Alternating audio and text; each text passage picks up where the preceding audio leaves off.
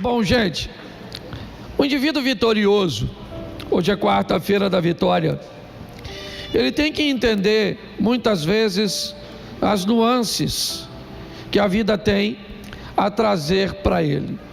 Hoje eu vou fazer uma reflexão rápida com vocês da história de um homem, sem dúvida nenhuma, um dos maiores exemplos da Bíblia, seu nome Davi.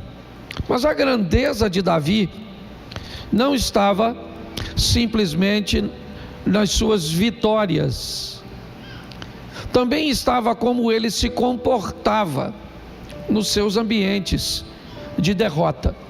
É muito comum nós exaltarmos e enaltecermos a vitória das pessoas, a falar que Deus sempre vai criar uma maneira de nos oferecer situações de alegria, de riso, mas nós sabemos que a vida não é um conto de fadas. Nós sabemos que a realidade é muito mais intensa do que a fantasia. Então, preparar pessoas apenas para vencer pode ser um sério erro de um líder religioso. O que nós precisamos é preparar pessoas para entender que venceremos a guerra, mas enquanto ela não terminar, nós poderemos perder algumas batalhas. Batalhas essas que podem levar um ente querido à morte, ao emprego que tanto amávamos, que acabamos perdendo, um relacionamento que era tão agradável, mas acabou terminando, um casamento que parecia que seria o primeiro e o último de nossa vida, mas por algum motivo não foi. Preparar as pessoas para encarar suas realidades, mesmo que aguardem os seus ideais, eu acho que é uma forma muito sóbria de conduzir as pessoas na caminhada cristã. Então hoje, primeiro eu vou te mostrar dois momentos da história de Davi. Põe na tela, por favor, primeiro livro do profeta Samuel, capítulo 17, verso 1. 1 Samuel 17, 1. Os filisteus reuniram suas tropas para a guerra em Socó, que fica em Judá, e acamparam entre Socó e Azeca em Éfes-damim. Feche os seus olhos. Senhor nosso Deus e Pai, em nome de Jesus, eis aqui a tua palavra, continua falando conosco. Usa-me, ó Deus, como um canal de bênção nesta hora, em nome de Jesus. Você pode dizer amém? Amém. Isso. Continua com o verso de número 3, por favor. Os filisteus estavam no monte e os israelitas estavam no outro monte, ficando o vale no meio deles. Verso 4. Então do arraial dos filisteus saiu um guerreiro chamado Golias.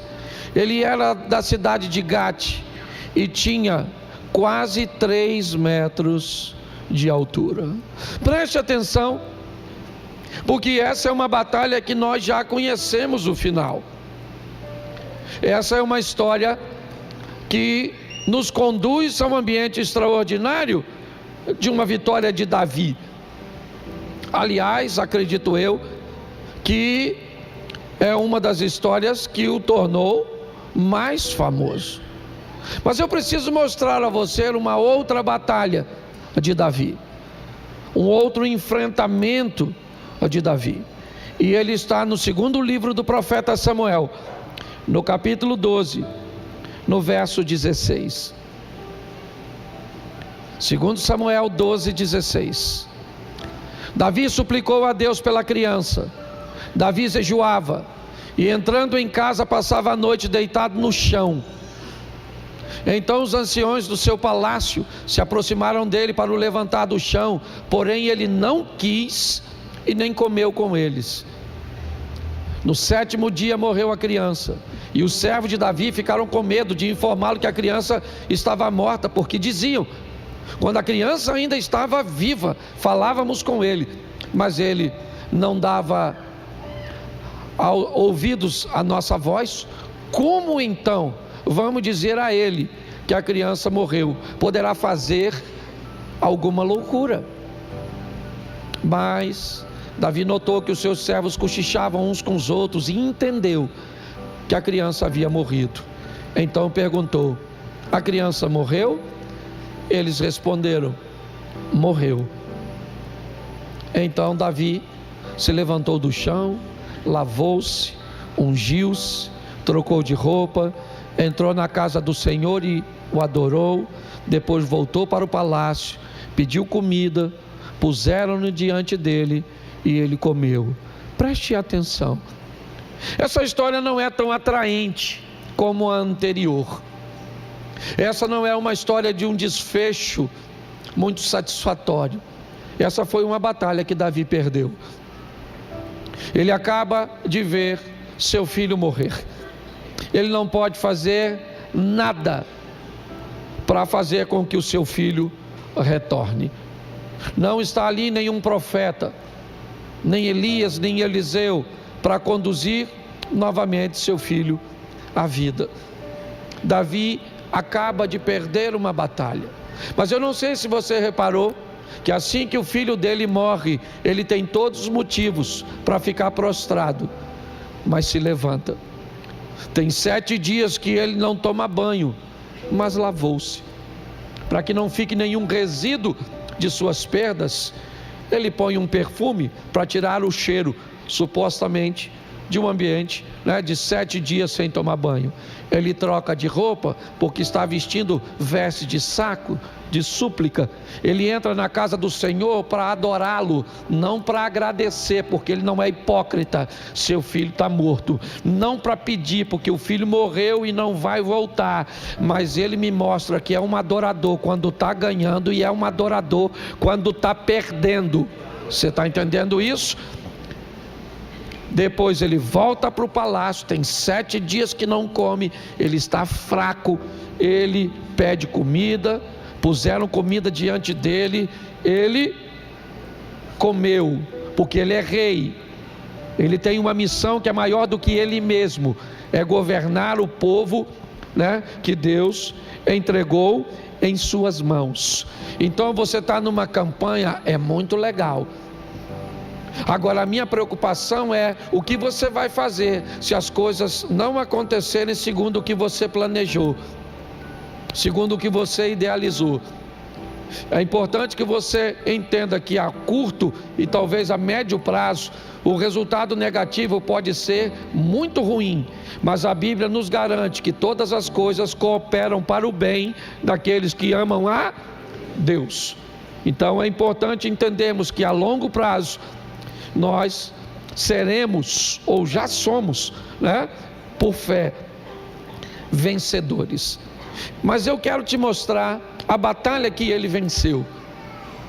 Eu quero focar nela hoje e te mostrar como Davi e como Deus foi montando um cenário para ele. É muito importante entendermos isso, é ficarmos apercebidos, é ficarmos atentos do que Deus está falando, da maneira subjetiva de Deus se comunicar, buscando intimidade.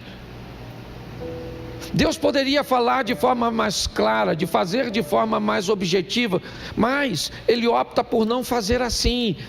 Por que é que Deus usa tanta subjetividade, tantas coisas nas entrelinhas? Porque a proposta é nos desenvolver. A proposta é buscar conosco uma intimidade. Sabe aquela coisa que você é casado há tanto tempo, que ao olhar para sua esposa, sem que ela diga nada, você sabe que as coisas não estão bem. Sabe? Aquela intimidade que não precisa de palavras. Basta você olhar, você é capaz de identificar.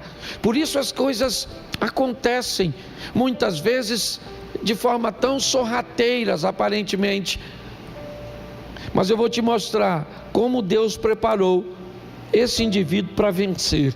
Outra hora eu falo do ambiente de derrota e do comportamento dele, né, como ele conseguiu se manter de pé. Mas preste atenção, vou usar bastante texto, mas vou falar pouquinho. 1 Samuel capítulo 17, verso de número 28. 1 Samuel 17, verso 28. Tá assim, só isso? Eliabe, o irmão mais velho, ouviu Davi falando com aqueles homens e ficou irado com Davi e disse: por que você veio para cá? Com quem você deixou aquelas poucas ovelhas no deserto? Sei que você é presunçoso e mau. Você veio aqui só para ver a batalha. Olhe para mim, porque aqui o irmão mais velho de Davi já vai nos dar a direção de algumas características comportamentais de Davi. Me parece que a maneira cuja qual Davi enxerga as coisas foge um pouco o padrão dos demais.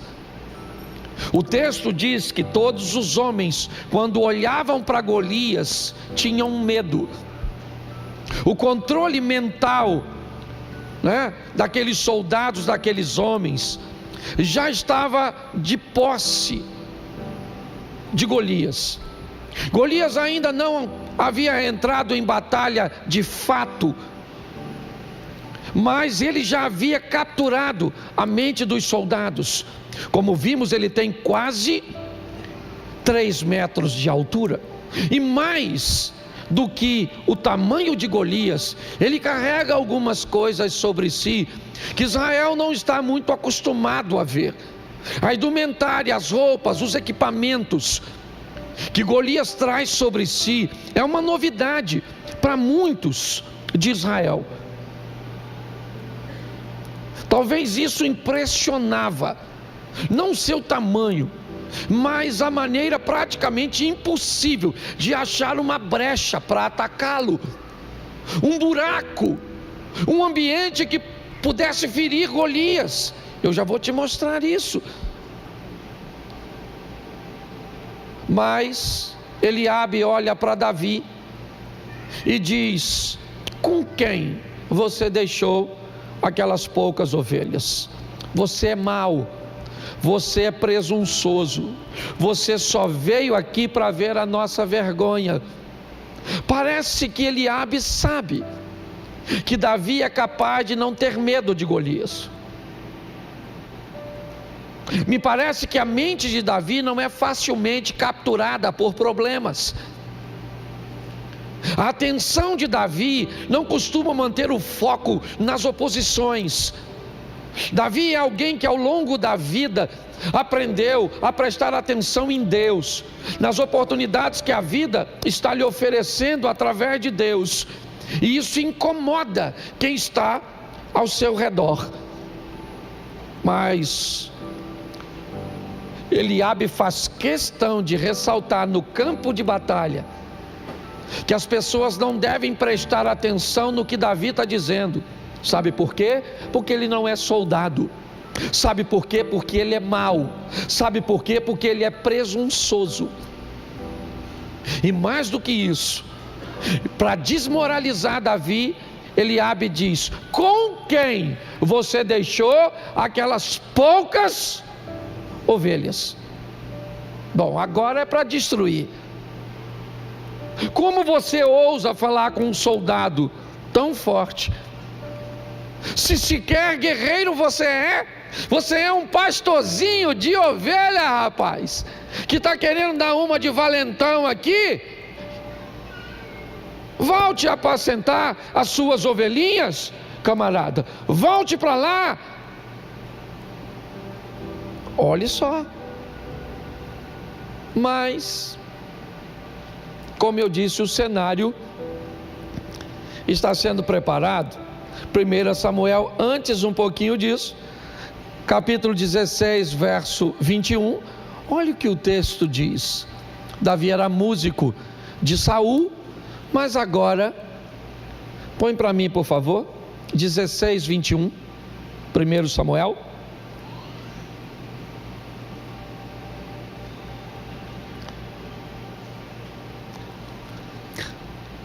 Assim Davi foi a Saul, esteve diante dele. Saul gostou muito dele e fez dele seu, presta atenção, seu pajem de armas, em algumas traduções. Aquele garoto que estava no campo cuidando de ovelhas, protegendo os animais de seu pai, de lobos, ursos e leões, vai agora trabalhar para o rei. E o que ele faz? Ele limpa e acompanha Saul em algumas situações, carregando suas armas, limpando suas armas.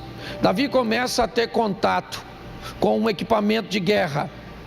Não era dele, era do rei. Mas Davi começa a ter um contato com uma espada, com um capacete, com um escudo, com uma armadura. Ele começa a se aproximar de armas de guerra, é verdade. Mas olha, ele que chegou no palácio apenas para tocar, ele chegou no palácio apenas para levar a sua espiritualidade, para que seu rei pudesse dormir. Mas agora Deus, que colocou Davi no palácio para tocar para Saul, para dizer para ele: veja como esse cara come, veja como ele se veste, veja como ele se comporta, porque esse lugar que eu estou te colocando perto, já já eu estou entregando em sua mão. Aprenda uma coisa que Deus costuma fazer: botar você perto de lugares e de pessoas cujas quais Ele planeja te oferecer algo semelhante. Fique apercebido com isso. Davi agora, ele está tomando conta das armas de Saul, limpando, acompanhando provavelmente em algumas apresentações ou aparições públicas, onde o rei aparece vestido com um comando de guerra. As pessoas que viam aquela armadura, aquela indumentária, sabia que aquilo pertencia a Saul. Talvez por isso Saul tentou vestir a sua armadura em Davi, para que os inimigos pensassem que quem tinha coragem de enfrentar Golias era ele. Mas vamos dar uma olhada e você já vai entender onde eu estou querendo chegar. Davi limpa a armadura de Saul. 1 Samuel 16, 21. 1 Samuel 17, 5. Coloca, por favor.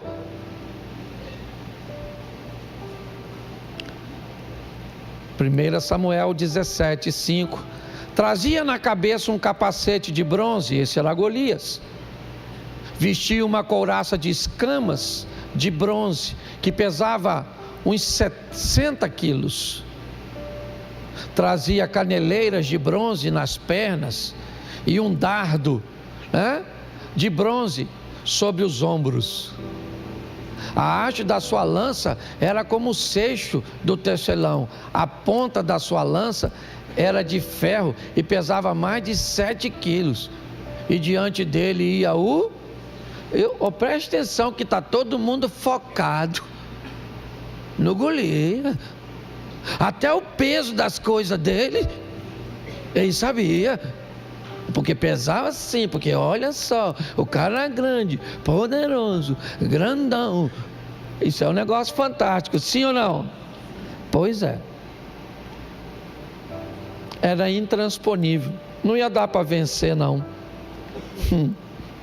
Só que Davi falou que ia.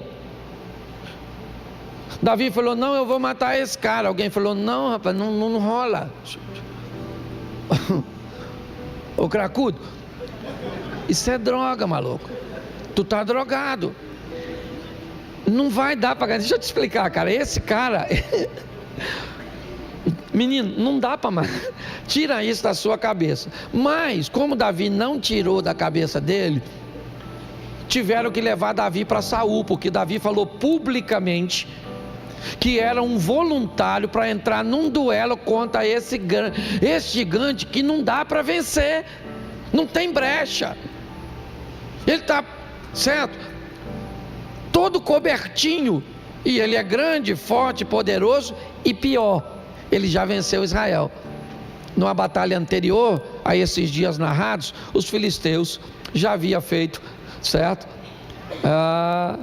uma incursão e tinha obtido sucesso. Mas agora, quando Davi chega, capítulo 17, verso 38, dá uma olhadinha. 17:38. Isso. Saul vestiu Davi com a sua própria, pôs um capacete de bronze na cabeça e vestiu com uma. Vamos lá? Continua aí, por favor. Davi cingiu a espada sobre a armadura e tentou, pois jamais havia usado. Então Davi disse a Saul: eu não posso andar com isso, porque nunca usei. E Davi tirou aquilo de sobre si. Preste atenção, porque agora eu já vou para a fase final e eu quero apresentar a batalha. A armadura de Saul jamais serviria para Davi. Primeiro, porque ele era um presunçoso. Saul sim, um dissimulado. Saul era alguém que queria, apesar de não ter coragem de enfrentar o gigante, queria receber os louros, queria ser ovacionado. Ele não coloca a armadura em Davi para protegê-lo, não. Ele coloca a armadura em Davi para receber os créditos, mesmo com a morte. Alguns iriam embora dali dizendo que o rei de Israel foi valente o suficiente para enfrentar o gigante e morrer. E de alguma forma, o nome de Saul seria lembrado por alguns desinformados como alguém valente de sucesso. Mas Davi disse a ele: eu não posso ir com essa armadura. Eu não tenho como me apresentar com isso na frente do gigante. Então ele remove a armadura. Saul autoriza sua ida, é verdade, provavelmente não acreditando que ele seria capaz de vencer, porque Davi não contava com a torcida de ninguém. Sua família achava que ele ia perder, seu rei achava que ele ia perder, seu povo achava que ele ia perder, seus inimigos achavam que ele ia.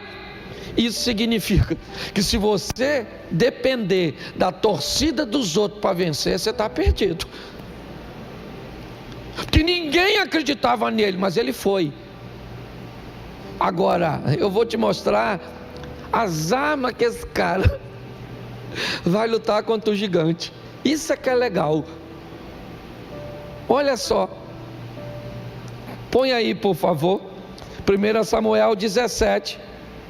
Não, isso aqui é o argumento, né? Mas põe aí, eu acho que vale a pena nós começarmos. 1 Samuel 17:36.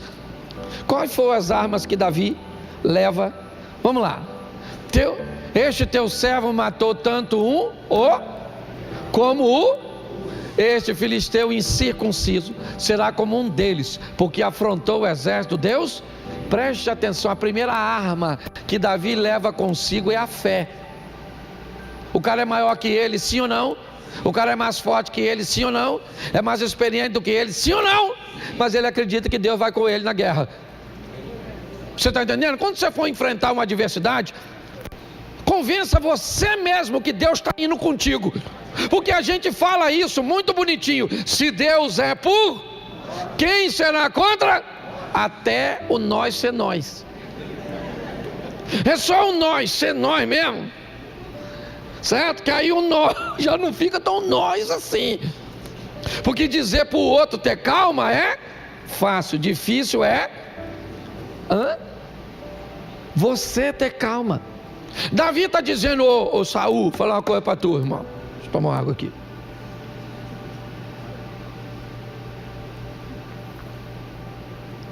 Saul falou, o Davi falou, Saul, vou falar uma coisa para tu. Estava eu apacentando as ovelhas do papai, um dia lá assim, quando viu um leão e falou, vou pegar uma ovelha dessa. Eu falei, aí leão, aqui tem pastor. O leão não acreditou, tentou pegar a ovelha. Aí eu fui lá, tomei a ovelha da boca dele e matei o leão. Tem foto? Testemunha? Fake news. Certo? Davi falou, não, mas não ficou só nisso não, outra ocasião. Estava eu lá, apareceu um urso, que não sabia do primeiro homicídio. Certo? E ele falou, vou pegar uma ovelha. Eu falei, rapaz, eu já matei um. Difícil é matar o primeiro. Matei o urso. Então eu vou falar para você, eu matei leão e urso. Esse gigante aí não é nada, não.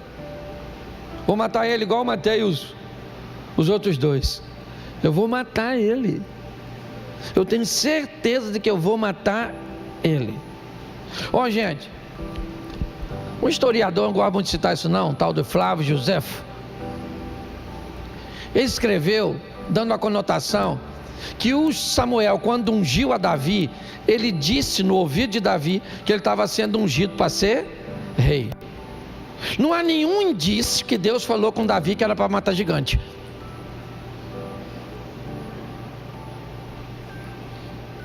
O indício é que ele era para ser rei. Eu fico imaginando, aí sou eu, tradução, tá bom? Os teólogos de plantão morrem quando eu faço isso, mas aqui tem sepultura. Eu fico imaginando o mundo espiritual escutando Davi chegando lá e falando, eu vou encarar o gigante. Ele falou, mas não foi isso.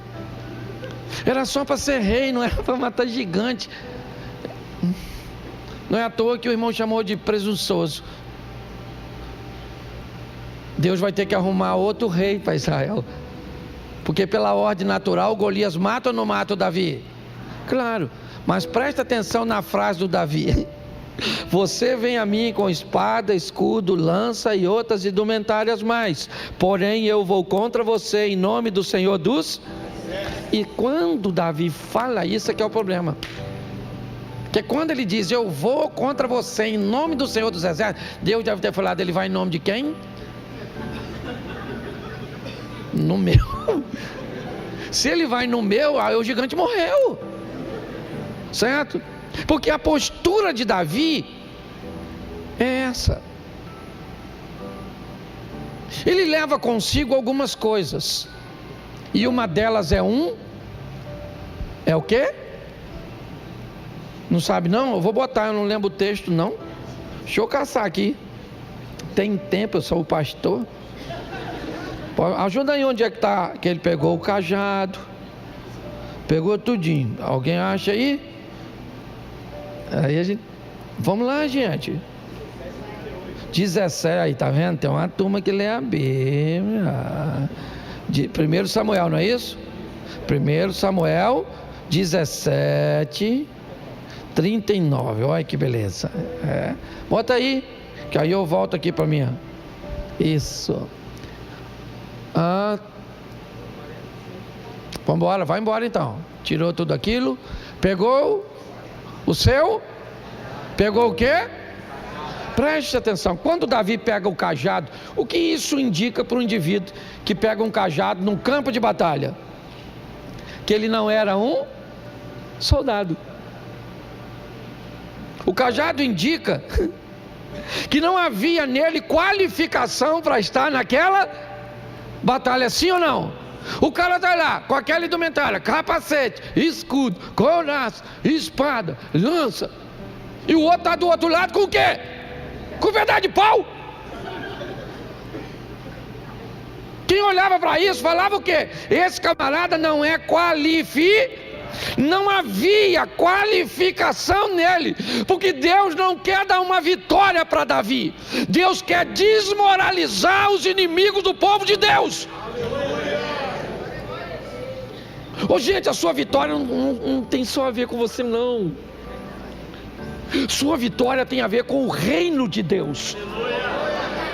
Você está entendendo? Deus quer que você vença, porque o nome dele será glorificado na sua, e todos saberão quem é o seu. Isso. Pare de achar que você tem que vencer porque você tem que vencer, porque você é o centro das atenções. Quem é você na fila do pão? É por ele, para ele. Você está entendendo? Tudo é para ele. Pare de achar que tem a ver contigo. Não, Deus quer te dar vitória no seu casamento. Ele quer abrir a porta, Ele quer curar, Ele quer fazer tudo para que o nome dele seja glorificado nas suas finanças, na sua família, no seu casamento, no seu negócio. Você está entendendo? Com a sua cura. Quando Davi chega com um pedaço de pau, o Golias até falou: tá pensando que eu sou cachorro? Ô Valdir, que se olhando, sério? Eu não sou cachorro, não.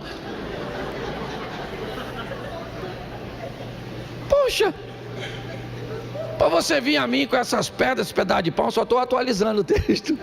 Ok? Isso é numa versão Cláudio Duarte. Tá certo? Quando o cara chega com um pedaço de pau, eu imagino os soldados de Israel. Caraca, maluco. Oh, meu Deus. Uma vergonha, hein? E porque não tinha conselho tutelar.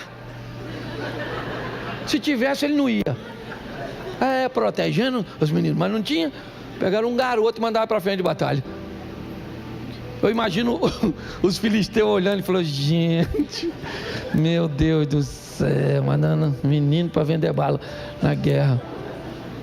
Eu fico imaginando tudo isso. Minha cabeça é fértil. Já deu para notar, né? Então, não é botar um guerreiro. Pensa, se chega lá o Davi, mesmo com toda dificuldade, protegendo-se com o capacete do Saul, com a couraça do Saul, com tudo do Saul, ele poderia ser confundido com um guerreiro, sim ou não? Mas Deus está dizendo: não precisa de um guerreiro para te vencer, Golias. Para te vencer eu só preciso de alguém que resolva andar comigo e que acredite que eu posso dar vitória. Os recursos que você precisa, eu sei que precisa, mas eles estão em Deus. E a hora que Ele resolver fazer, está feito e acabou. Não interessa o tamanho do seu inimigo ou os recursos que você tem à mão. Ele é Deus, entendeu? Por isso que quando Davi chega com um cajado, todo mundo diz: ele não vence. O que eles não sabem é que junto com o cajado, ele levou Deus. Agora, ele também levou 5 pedras. Eu gosto desse negócio de 5 pedras. Eu gosto. Por quê? Porque para mim, se fosse uns crentes que eu conheço, era para levar uma só, porque 5 é falta de fé. Porque tem gente que é só assim. Certo? Não, era para levar uma só. Leva uma só, infeliz. Você vai cantando: vai dar tudo certo. Vai dar tudo certo. Caraca, deu errado. Corre. Planejamento, organização, não tem a ver com falta de fé, não. Se até Deus, que é o Todo-Poderoso, tem planos, a Bíblia diz: os planos de Deus não podem ser, então tu tem que ter também. Ele pegou 5 pedras. Para mim, só tem um motivo de ele ter levado 5: o medo de errar. Se erra uma, tem 2. Tem gente que diz que o gigante tinha as parentes, que era para matar parente. Aí Davi já virou chefe de grupo de extermínio. Não é isso que eu estou querendo promover o cara. Tá certo? Eu quero te mostrar, certo, que ele leva uma pedra, porque na cabeça dele, ele tem um plano. 5 pedrinhas. E vou dar-lhe uma pedrada nesse cara. Onde? Na couraça. Nossa, vai fazer tanta diferença. Uma pedrinha. Parece até que Golias é um passarinho. Ele tem um plano. O plano é acertar a pedra no único lugar que pode derrubá-lo. E onde é? Onde é? É isso aí, é lá que o Satanás quer. Porque todo mundo quer a cabeça. Porque quem controla a cabeça, controla tudo. Quem controla a sua mente, controla seus pensamentos. Quem modelar você com o modelo de pensamento, tem o controle de tudo. O interesse sempre é ter o controle da cabeça. Por isso que a Bíblia diz que Deus nos fez por cabeça e não por cauda. Por isso que a semente da mulher esmaga a cabeça da serpente. Porque quem age na cabeça elimina o problema. Hoje tem gente que não elimina o problema. Você tem um problema, você arranca os dentes do seu problema. Ele corre atrás de você, banguelo. O problema foi feito para ser resolvido, não é para paliativo. Nós estamos olhando alguém, o que ele tem? Ele tem um plano. Por quê? Porque ele sabe que a vitória dele tem a ver com a sua postura. Por isso ele apanha as pedras, dando a ele a oportunidade de ter mais um tiro, de tacar mais uma vez. Se seu nervosismo, se a habilidade do guerreiro Golias for suficiente para se desviar da pedra, ou a imperícia de Davi naquele momento, com seu nervosismo não der certo, ele tem mais 4 para alcançar seu propósito. Mas ele também sabe que ele precisa de algo para potencializar a sua ação. Então ele vai e leva a sua atiradeira, sua funda. O que era a funda? Era uma arma que potencializaria a ação de Davi.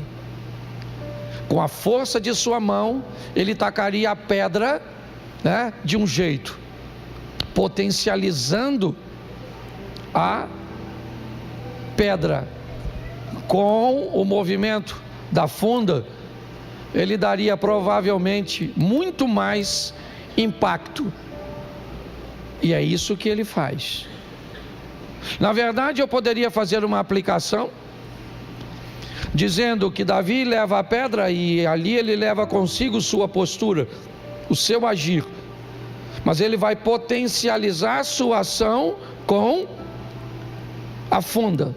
E nós podemos potencializar nossa ação com a oração. Nós podemos potencializar nossa ação com um jejum, com um propósito, com um voto. Uma série de coisas que podem potencializar a sua campanha. A campanha, a pedra é poderosa, é ela que você quer atirar no seu oponente, é verdade. Mas você pode potencializar essa força. E é isso que Davi faz.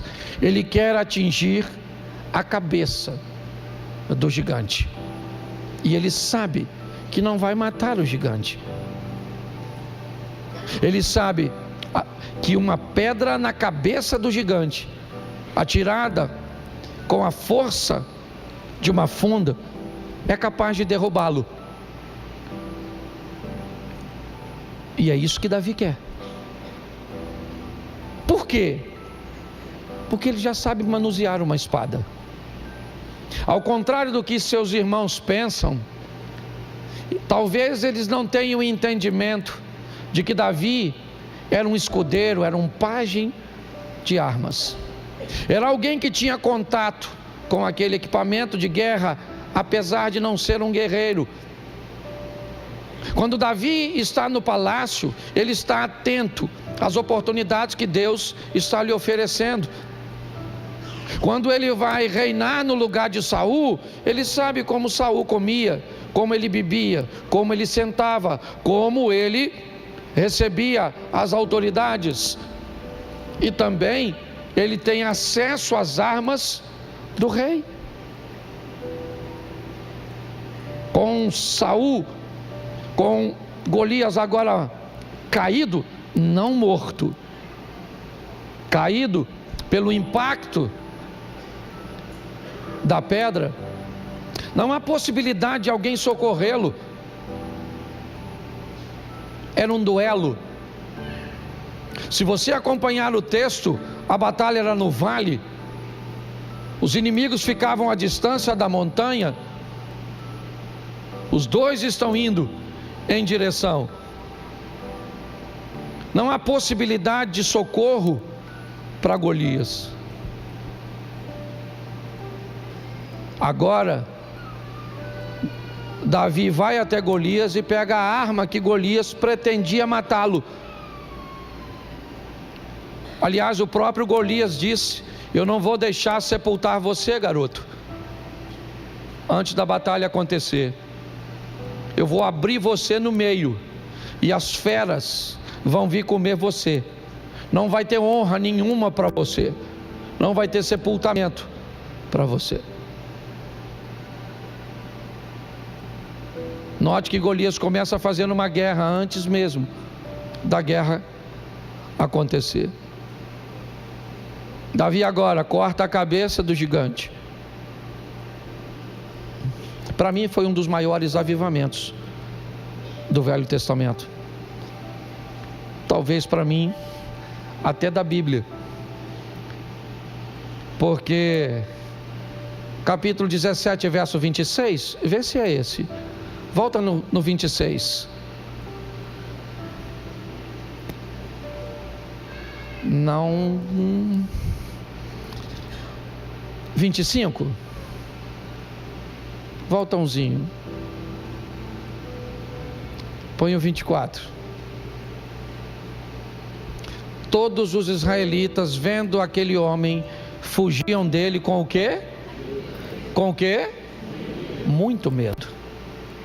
Quando Davi chega no ambiente, o que tem nos soldados de Israel é o quê? Muito medo. Quando Davi mata o gigante e corta a cabeça, o exército de Israel sai em perseguição ao exército dos filisteus. A vitória de Davi promoveu um grande avivamento. Ofereceu àqueles homens que tinham medo a oportunidade de entenderem que um garoto chega no campo de batalha com um pedaço de pau na mão, com uma sacolinha, né, contendo algumas pedras e uma tiradeira, para atirar num inimigo aparentemente intransponível. O garoto vai para uma batalha que ninguém quis entrar. Todos desistiram de lutar com Saul, porque é assim. Às vezes o inimigo que vai se levantar com o seu casamento, contra o seu casamento, ele é grande, ele é poderoso, ele vem bem armado, ele já destruiu outros, e você fica com medo de confiar, com medo de resistir. Davi mantém a postura. Ele é alguém que vai com a certeza de que Deus é com ele. Deus diz: leva a vara, leva o cajado, para que todos saibam que esse não é o seu lugar, que você não vai vencer por seus méritos. Todos precisam saber que você vai vencer porque eu sou com você. Monte a sua estratégia, mas potencialize com oração. Você quer fazer uma campanha e ter êxito? Siga esses passos. Agora, esteja também preparado para em algum momento receber de Deus uma resposta, negar e continuar sendo um adorar. É isso aí, esse é Davi.